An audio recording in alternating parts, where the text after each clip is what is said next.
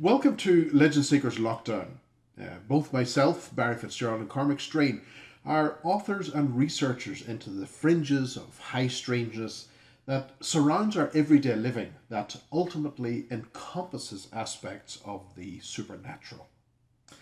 And as if things couldn't get any stranger, a quarter, if not more, of the world is now locked down, due wholly to the COVID-19 outbreak, which has been classified as a pandemic. And this evening, Ireland has just extended its lockdown to May the 5th, at least. Woohoo! This is our second episode of Legend Seekers Lockdown, in which we delve into the enigmatic case of the Forest of Light in County Tyrone. But before we get into it, we wanted to give a shout out to the many supporters of Legend Seekers, and many thanks for sticking with us, who include Robin Lloyd, Julia Demera, Jennifer Ains, William Becker, and of course Mr. and Mrs. Minor. As Helen Keller once wrote, life is either a daring adventure or nothing. Here's your introduction. The summer sun fell lazily in the evening sky. Everything seemed right with the world. The dog followed its owner as they crossed the threshold and into the forest. The birds had begun settling in the trees as their calls became less. But from above, the ever-energetic swallows darted and flew with the elegance of a fighter plane, ducking and diving, chirping in their turns. The air seemed different the deeper they walked into the forest. It was moist with an eerie silence enveloping the once perfect setting. Approaching the huge stonework of an ancient people, it seemed the forest had taken upon itself to nurture this place. Soft, lush moss grew over the stones and attempted to hide the location from any intruders. A vibration sparked alarm. A continuous high-pitched tone before the duo were engulfed in a bright white light. 3 days later, they reappeared back in the forest, right in the middle of the search party who had been looking for them. Welcome back, folks. And episode 2 is about the strange disappearance of a guy in a forest in County Tyrone. Now, disappearances in themselves are not unique. David Pauldys in the United States is an author of Missing 411, which delves into the missing people around the national parks and other aspects of our everyday life. But really, his disappearances within the 411 books delved neatly into the parks, the remote areas.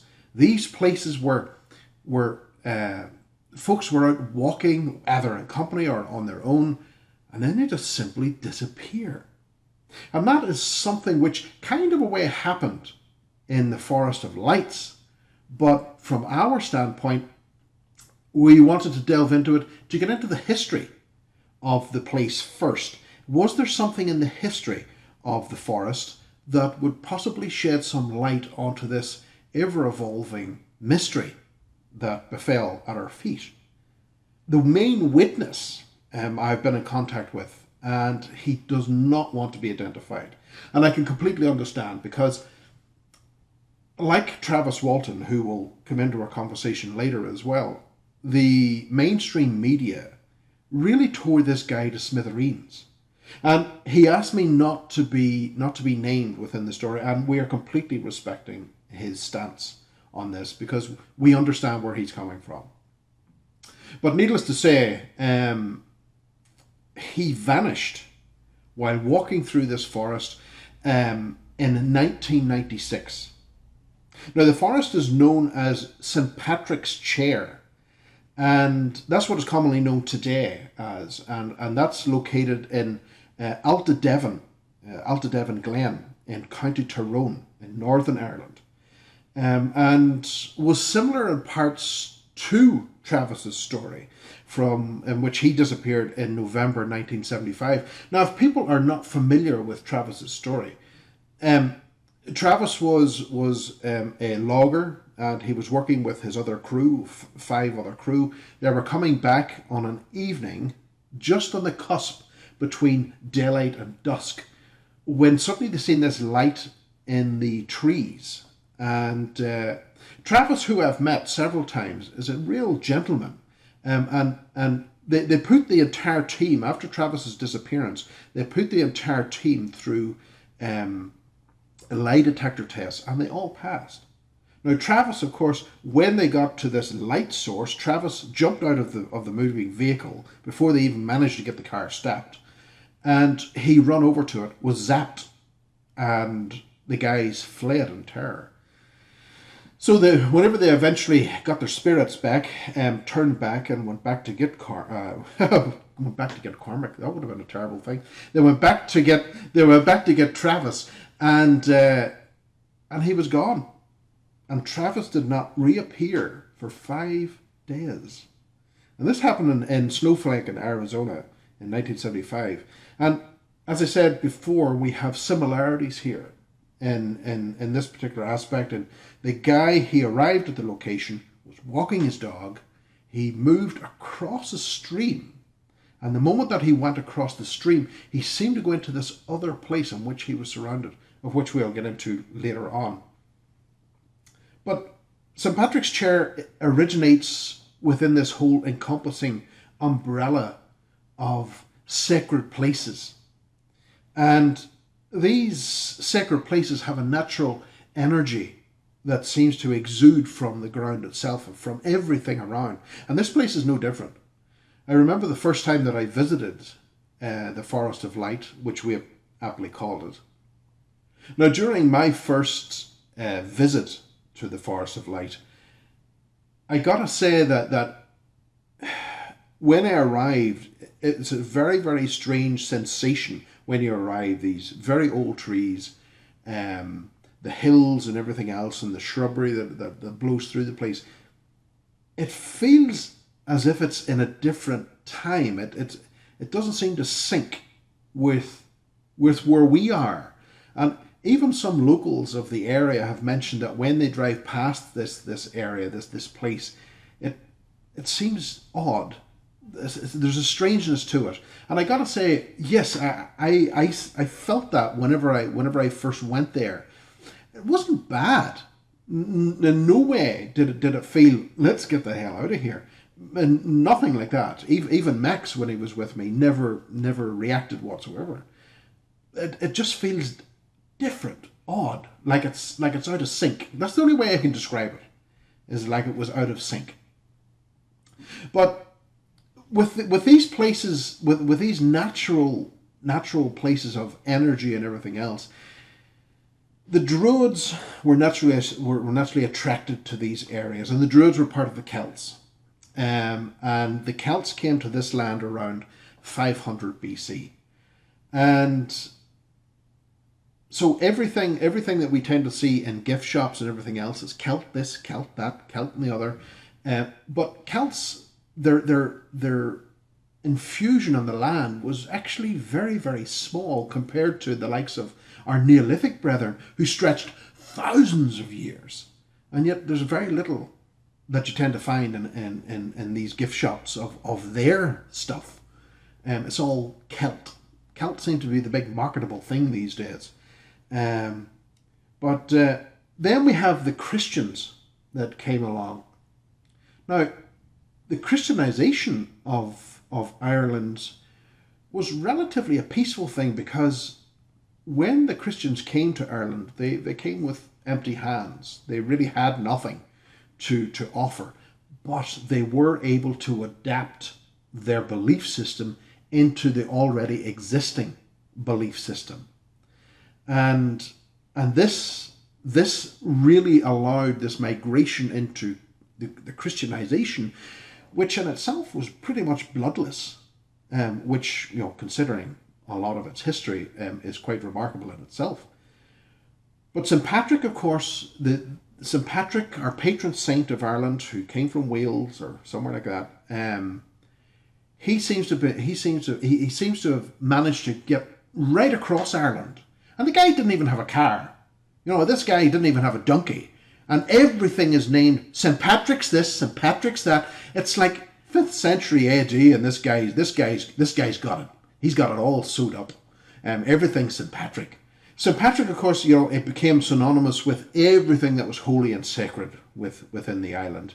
But before St. Patrick was associated with this forest, which we know as St. Patrick's Chair, it was also known of a Christian saint before that, because it was St. Bridget that initially was associated with this place. Now, St. Bridget, it was St. Bridget's well, and it was believed that this little well never run dry, and this was a sacred holy place, and they came down and did all their amazing stuff at it.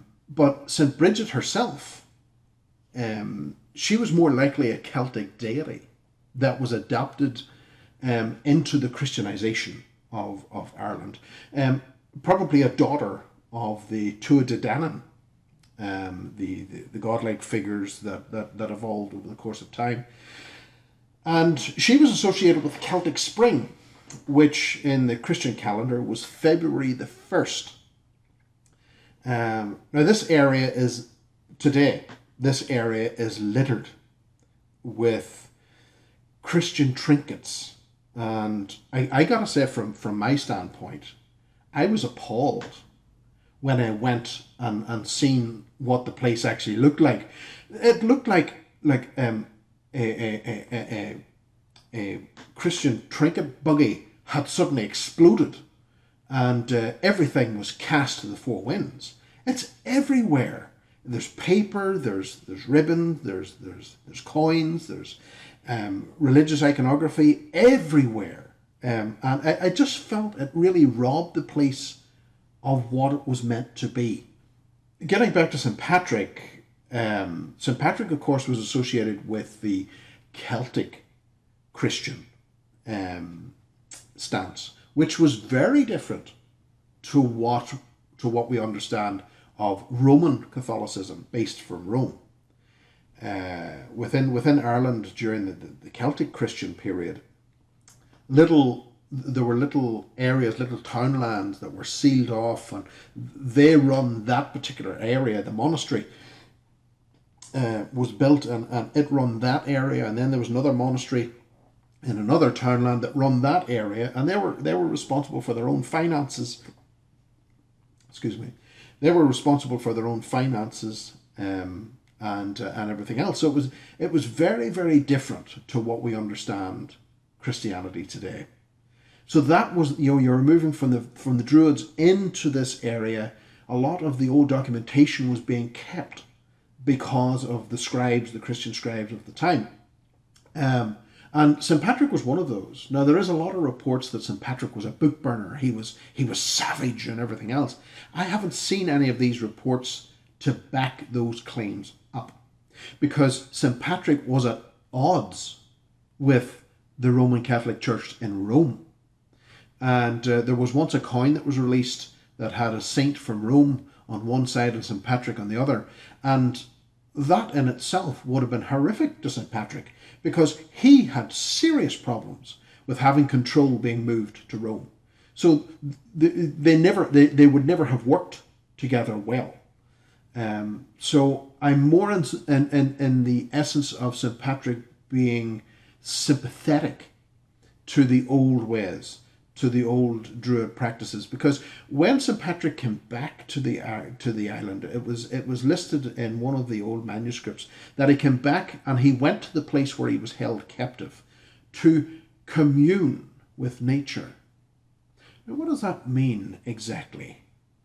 Because in our modern context, that means, well, he's practicing the old way, to commune with the nature spirits.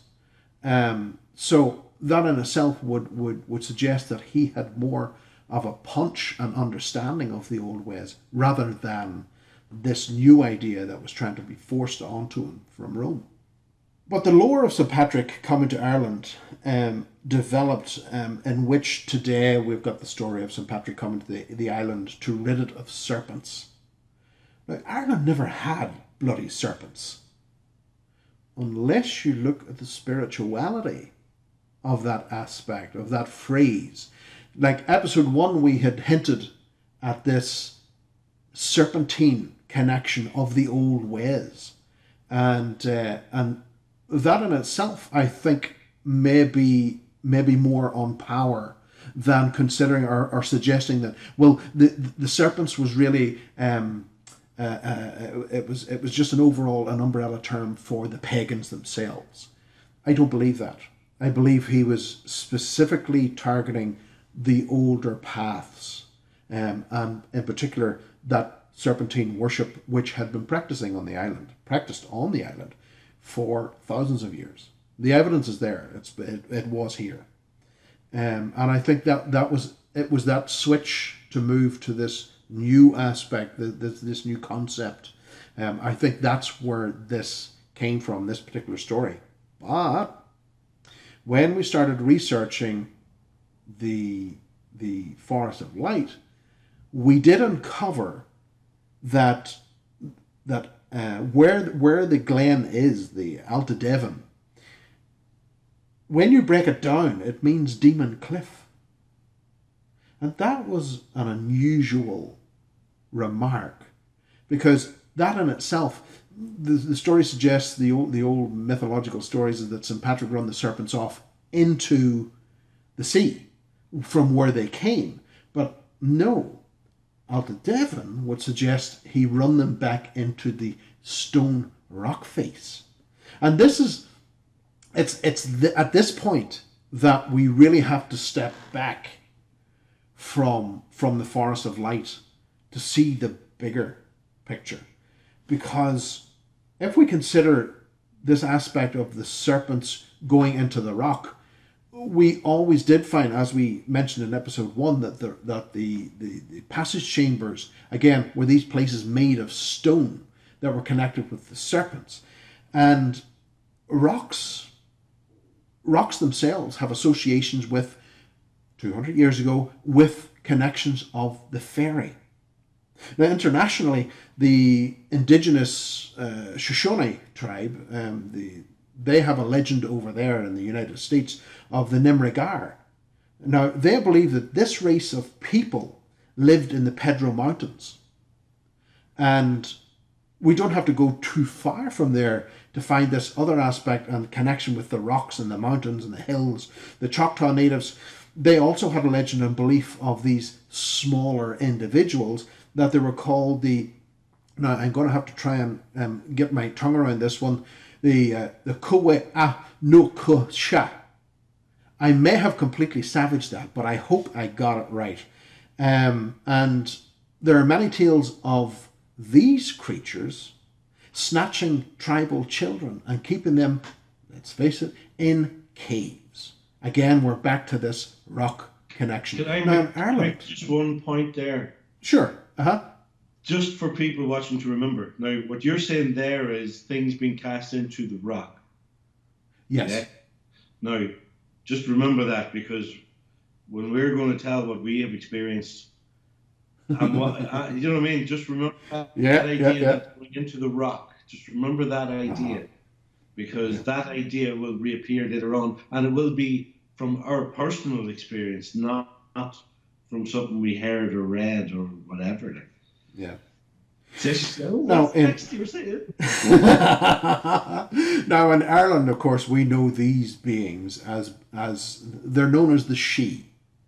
And which translates as from the mind, really, doesn't it? Or something like that. Well, yes. Well, this is the thing. You see, when we identify the She, we identify them as the fairy, but that's a fundamental mistake in translation, because the race themselves were known as the She, but it was the stone mounds that were actually the She. The Neolithic passage chamber of thousands of years ago that were known as the She. So we wrote a book there, the Banshee, which was a remarkable tale of this particular phantom woman that was coming from the fairy, the world of the fairy. Banshee is woman of the mounds. And it wasn't woman of the fairy, It wasn't fairy woman. It was woman of the mounds. They were Which coming could through the basically be from any doorways. other dimension then, really, or Exactly. reality. Yeah, yeah, yeah. A dimensional doorway is what we were looking Right. at. Now, in Germany, they were known to exist in caves and in mines. And I'll finish up here and move on. But in modern lore, they became known as goblins. These little tiny creatures, horrible little things, 3 fingers, the usual goblins. But goblin in itself is derived from the French gobelin, and in turn is derived from the German kobold, whose root is Kobe, Kobe, which means hollow in rock. We find this association with the rocks right all the way across. Now, again, when we refer back to David Pauldys, who we began with, in his Missing 411 books, David has went on record and said that the majority of people that go missing in boulder fields. Obviously, there's a lot of So rock we're there. back. Yeah, we're back to this particular component And of the that rock. brings you to mountains as well, then. Absolutely, yeah. Mountains, ridges, Happens to be caves. where the Forest of Lights is, on a mountain. Yeah. Now, our suspicion is that this location was a place which marked the harvest for the people before us, our ancestors, and offerings may have been made to the gods, which were left there. And this is the interesting thing. I don't have a paper trail to indicate that. That is just what I initially picked up from the land itself, in that the offerings were brought to this place, and they did not stay there. They got the hell out again. So it was brought, left, and boom, they were gone. And during the Celtic times, at these locations, we do have records of bulls being sacrificed at these places. Offerings were made to appease the gods, to help them get through the darkness of winter. Because at that particular time of the year was seen as the end of the year. So you had that sacrifice that was offered to appease the gods, hoping for some type of gift or not being as mean. Because let's face it, the gods were known as being mean. I was going to swear there, but I had to pull back. But they were known as being mean. And these sacrifices were being offered. And I suspect that, as we see in other places like the bog bodies and places like that, it wasn't just bulls that were being sacrificed. There were people being sacrificed as well, among other things. But this place, however, it also seemed to offer a doorway, a portal, if you like. And that's what really intrigued us. Now, when such doorways open, it could present numerous problems. The ancient Irish usually would have had a shaman who would have been able to walk through the doorway into these underworlds, but he would have known the way back. Now this really does throw the cat among the pigeons, because the research indicates, and this is something that was also experienced with Travis Walton when he disappeared in 1975 in Snowflake, Arizona. Travis, when he was abducted, not abducted, I use that's a wrong term. Travis was taken. It's quite possible that he was killed after he was shot by this bolt of light that came from the UFO. He was taken, and 5 days he was gone.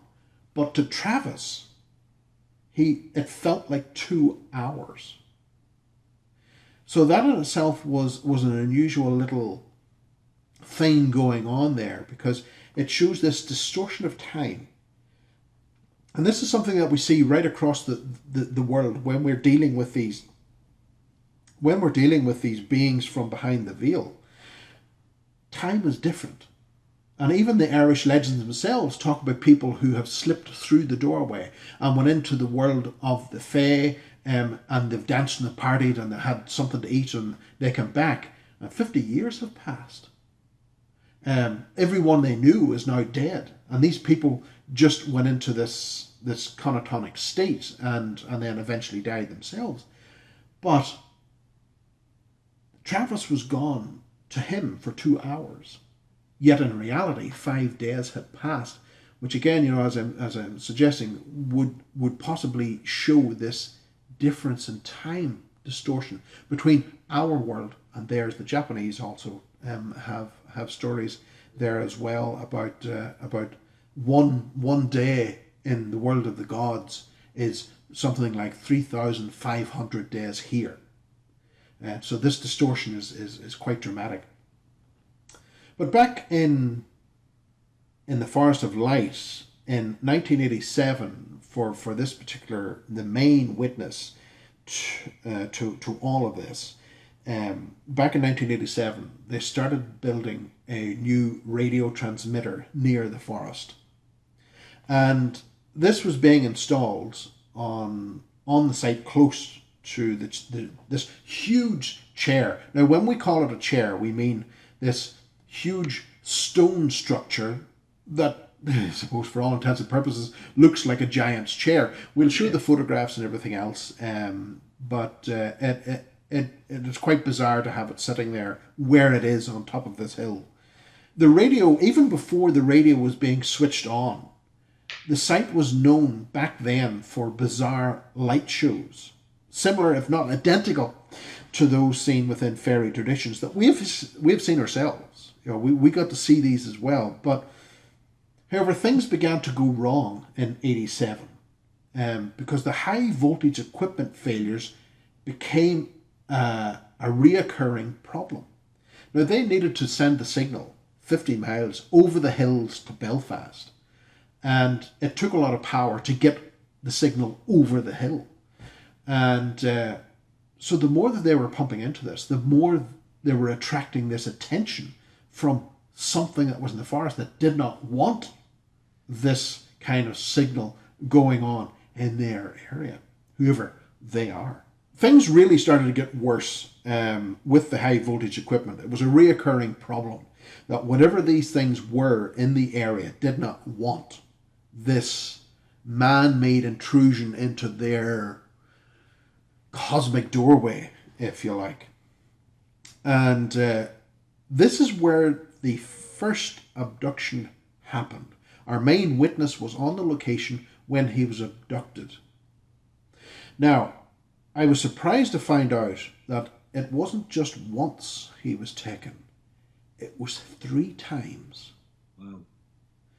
And that really caused me some concern, but I really needed to delve into the beings that were there, try and understand what they were doing, what they wanted. Did they do him any harm? These were all these questions that were coming out. And the activity continued to snowball within the area, and in 2004 there was God help them, there was a family who were sitting out in the forest having a wonderful picnic, a great place for a picnic, but suddenly a UFO landed beside them in 2004, to which everything was packed quickly into the bag, and off they went. No surprise. Now the main witness, as I said, was taken 3 times, but it was the 3rd time that really brought it to our attention, that this story unfolded, because he was walking his dog. He passed Sympatric's chair, this huge big stone monolith, and continued over a stream. And suddenly when he got to the stream, he was surrounded by 5 beings. Now the beings themselves, of course, you can imagine, suddenly he's startled by what he sees, and these beings didn't even have to open their mouths. They started communicating with him telepathically, which is a common trait within all the abduction scenarios. But even the dog settled, and everything became calm, and he stood, and the dog was quiet, and then he was gone. And there was a huge search was put on, and there was people looking for him everywhere. And it was on the third day that he reappeared behind a police officer that was there looking for them. And of course, that raised a huge amount of questions. Where on earth were you? What happened? And I gotta say, he returned with the dog unharmed. There was nothing wrong. And it seemed that the time that he was gone was short. But, again, like Travis Walton, many days had passed. So again, we're seeing this reflection of time being different on the other side, which I wonder to myself, if under the great banner of if we're looking at the same situation where people like David Pauldys have been mentioning in Missing 411, and they're going through this doorway, to them it could be an hour or 2 hours. They're standing there scratching their heads going, what on earth, what am I looking at? By the time they come back, 100, 200 years could pass. So for us, we needed to go here and see what was really going on. And that's what really brought us there. What was your initial sense of the forest when you got there? The thing that got me about the forest was we were still researching, we were looking at spiritual places, and then this also matched with the UFO case that you had in the same place. So we had this report of lights again in the forest and people being abducted, and also it happened to be somewhere where there was an ancient Irish site that had been taken over by Christianity and called Sympatric something or whatever. So, that was enough for us to go and see, to have a look ourselves. But what got me about that whole, when you're on about walking into the forest, you're right. There is something when you go into it. It's a bit. I don't know what the feeling. It's not a bad feeling, but that you're not out by the road anymore or whatever. Mm-hmm. You know that you're in this thing, and like this one. I mean, we had again the same kind of vibe where we didn't. I think we went exploring. That was the time I heard the voices, though, which was another strange thing. It was, yeah.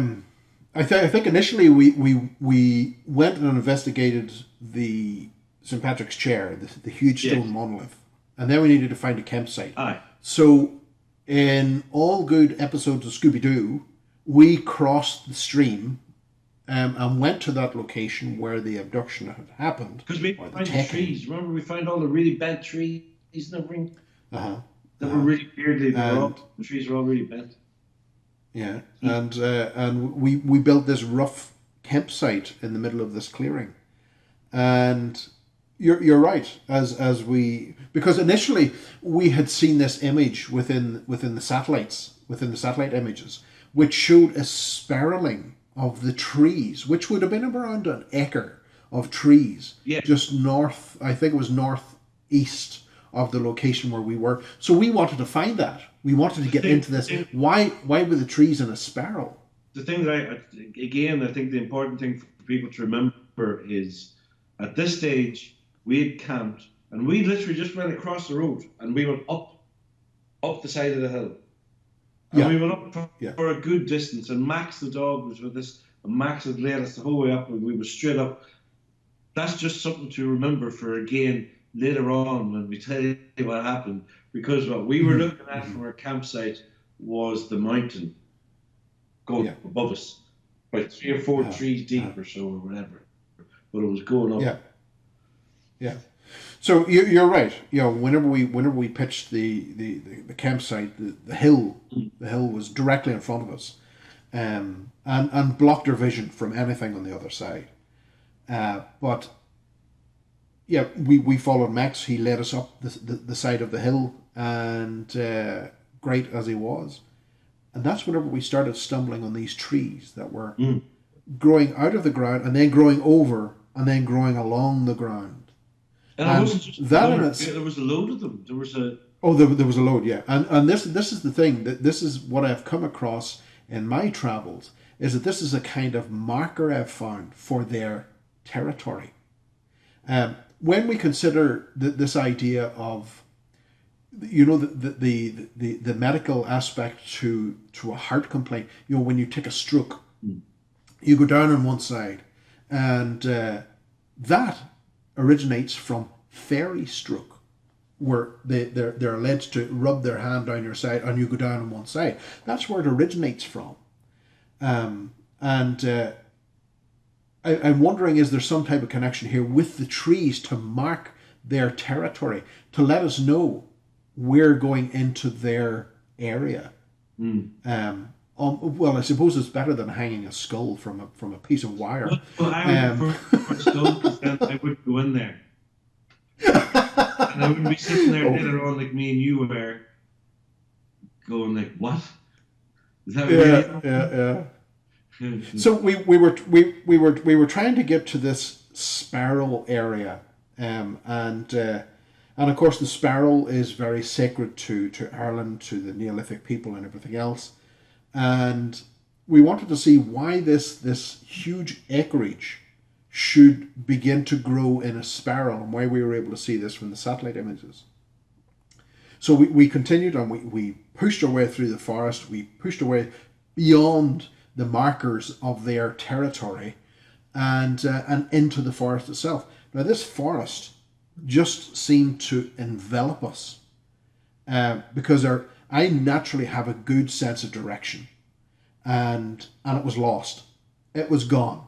I had no idea where, at that point, where we were, what direction we should be going, or anything.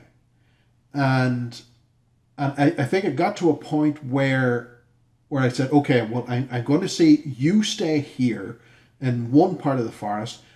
I'm going to pay particular attention to where I'm walking to, and I'll come back and find you with Max. So myself and Max headed off to see if we could find some common ground that we could say, okay, we know where we are.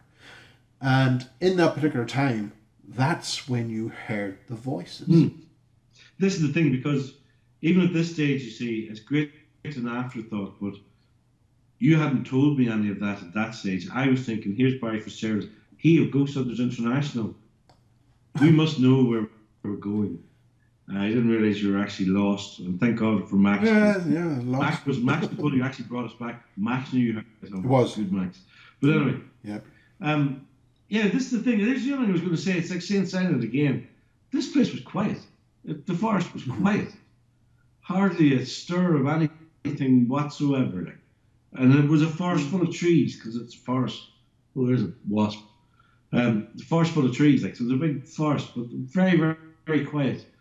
And I heard people talking, and it sounded like I thought it was you talking to Max, because it sounded like somebody talking to somebody else, and it didn't seem that far away. And there was some kind of it was hard. It's hard to tell, because I heard it and I listened more, and I heard it again, and I even yelled out then. And sure, when you came back, I'd asked you. You didn't even hear me yelling. You were that far away. No. So there's no. It wasn't. You weren't even chatting to Max. So I don't know. I just know that where we were was in the middle of nowhere. We were up the top of a mountain on our own.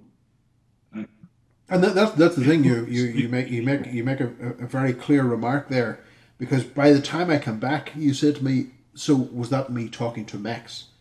And I said, "No, Max led the way. I kept quiet, and we just kept walking. And when we got back, then that's whenever you told me about the voices. And I can assure you, even then, I assured you, that was not us. No, we were in the middle of nowhere. I don't know who that was. Yeah.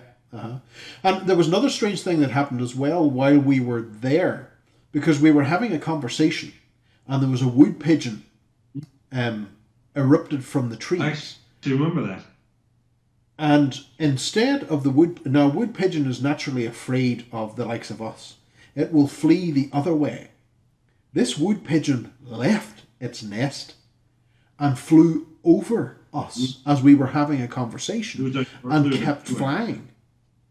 So I wonder what was it that made the wood pigeon raise from its holding spot and determine that we're the lesser of two evils and flew over our heads, away from whatever it was that raised it.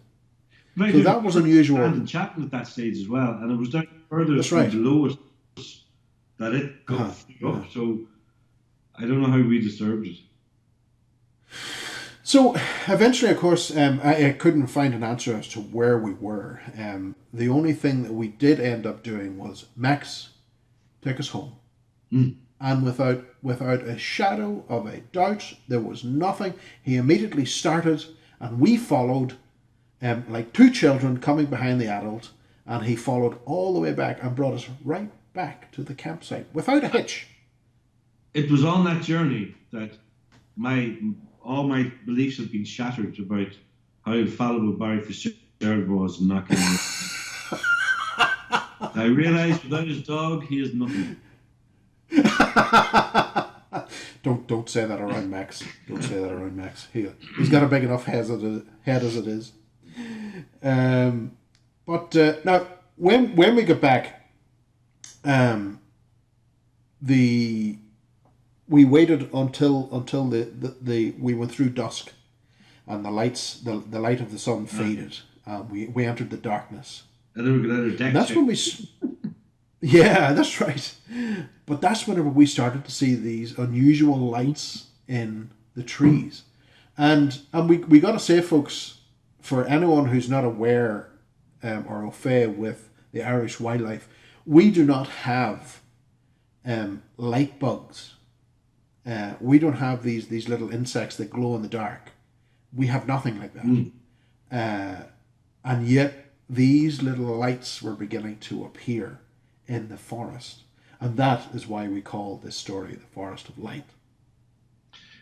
Well, I have two recollections of that. I have recollections of the lights we were seeing to the little bush to the left, and there's completely different lights come out of the trees. Yeah. And listen, people are watching this going like, wait, what are you on? And really, it was like, I remember when the light started, because one thing I always would do is if you think you see something or whatever, just refocus your eyes and look around and look back again. And every time I looked back, I was seeing the same thing. And it was like there was a bush. We were sitting here. There's a bit of a path going up that way. There was a bush in the corner. And there was wee sprinkles of light, just tiny, tiny little sprinkles of light flickering around. And I kept looking away and refocusing my eyes and looking back. And eventually you said, are you seeing those lights over there then too? And the minute you'd said that, well, from my memory, quite soon after you actually said that, bigger lights appeared in the trees, and that was when we take photographs of them and everything else. But all I remember is looking at them and then looking at you, going, "Is he seeing this?" Do you know what I mean? Because I seen a big light. It was like a big light, a big bright light, and then it turned into like traffic lights or 3 or 4 lights. I think they were white, as far as I can remember. And then I was looking at you going, why is he saying nothing? Is he seeing? And I realized, I was saying nothing either. I was just there going. And then I started trying to take photographs of them, and then they just all stopped. It was the weirdest. And I remember looking at that, and I don't forget, we had been, and here we go with the linking thing back, we were looking at rock. So if some form of energy had been expelled into the rock by Sympatric or whatever, is that some kind of energy that we're seeing emanating from the rock causing some kind of light or something, or what? Do you know what I mean? Because we told ourselves we were looking at the moon, and that's ridiculous. And I even drove back up there to double check that, just to make sure that what we had been looking at was the mountain and not the sky. Well, that was the thing. We had initially written it up. We weren't looking at the sky. The mountain was going the whole way. Big thing of hill was going the whole way up. Yeah. Couldn't see. We had initially written it up that it was the moon that we had saw, but on reflection, you had got unbelievable to us like that. What was that? No, you had pointed out there as well that we were trying to capture the images on camera, and you were using your cell phone trying to get these lights, and it wasn't working too well. And I grabbed a hold of my camera, and fortunately, I think it was fortunate in that the flash was already set, and I forgot to check it, and one shot went off, and it lit up the forest in light, and there was something that appeared in the tree line that I have never ever seen before. Because, and jokingly, we call it the sperm, because that's exactly what it looked like. It looked like this energy form that looked like a sperm making its way through, weaving its way through the forest. What was more interesting as well for me, looking at the photograph in great detail, is that there was a distortion around the outer edge of it. There was this unusual distortion that seemed to almost deflect the light in some strange, bizarre way. I've never seen the like of that before. I've never seen it again. I've been back to the location several times, and strangely enough, on reflection, whenever I go back, it's like, okay, you're not really wanted around here. Go away, and go back to where you come from. And it was only recently that I came across a note that happened to talk about our main witness who was abducted and was gone for 3 days, because he went back a fourth time to have some type of interaction with these beings that were coming through this veil, this doorway. And they told him, get out. Do not come back. It seems that they don't want attention brought to this particular area, and it should remain quiet and things like that. I definitely was getting that sense whenever I went back. I never had the type of interaction that we had whenever we went there, but certainly going back several times since, yeah, I've picked up on that. And the furthest I tend to go now is the Stone Monolith, and then leave again. I know it's almost like somebody's watching you nearly in there or something. I don't know what it is about it. It's a very strange vibe, but again, it's back to this thing that happens to us with Legend Seekers. The kind of experiences, never mind Saint Silent, that was bad enough. Actually, did we do them two in the same weekend even? I'm not too sure. I think we might have. But gluttons for punishment. Well, the forest lights, we seen those lights. I have no explanation for what they could have been, but I saw them. Uh-huh. You saw them, and I know that you saw the bush ones, because I hadn't opened my mouth. Yes. I hadn't even told you. I hadn't said anything about what I was seeing. You told me what I was seeing. Do you know what I mean? So I don't know. I don't know what that is. I don't know how to. Outside of, there is some kind of energy force. There's some thing going on. I don't know how. There was something really bizarre going on there, I gotta say, and I gotta respect the main witness to the events as well. So, but in summary, in wrapping this particular story up, because the time is rolling on, I remember noting that, if I'm truthful, I was myself was a little relieved from not encountering them, the greys, and having to endure the bullshit they tend to spout about saving the world and humanity, because it's something that I don't accept now. I said, get away from me. You be careful. Messing me around. You be careful what I think Cormac and I really are really are a pair of free thinkers, and we in ourselves would have seen through that straight away. I really do think so. That line of communication, that delivery, and I think, from my perspective, I think I would have grabbed them by their scrawny necks in an attempt to get to the truth of who they really are. That's and what they really wanted. I have a scrawny grey in my bedroom tonight. Grabbed me by the throat. I said, no, it wasn't me. It was Barry said that. Yeah. Wear iron. They hate that. But it's, and when we go back and we look at this aspect of ufology, we look at this aspect of folklore, mythology, we find this thread that weaves its way through all of them, and this commonality. And that's what we find in the Forest of Light. We find these grey beings that are abducting people in ways that they've done for thousands of years, in these sacred key areas. And again, I use the word abducted. He wasn't abducted. I suspect he went of his own free will. I wouldn't have went of my own free will. I would have went kicking and screaming, I think, because I will not accept this. We're here for the best of for the betterment of the human race. No! No, I don't buy it. The aliens, when they get here, just kill us all. They only want the planet for something that they can't get in their planet. Well, whatever the case may be. But so that's us wrapping up the Forest of Light. There's just nothing I just want to add in before we finish. This is, as you were saying, it ties in. There seems to be a link between what had been ancient Irish sites, which basically just mean certain areas throughout the country that have some kind of energy to them in some way, shape, or form, and that are harnessed by, like Station Island or Saints Island. It's got its kind of communication levels. It's represented slightly differently in the Forest of Lights.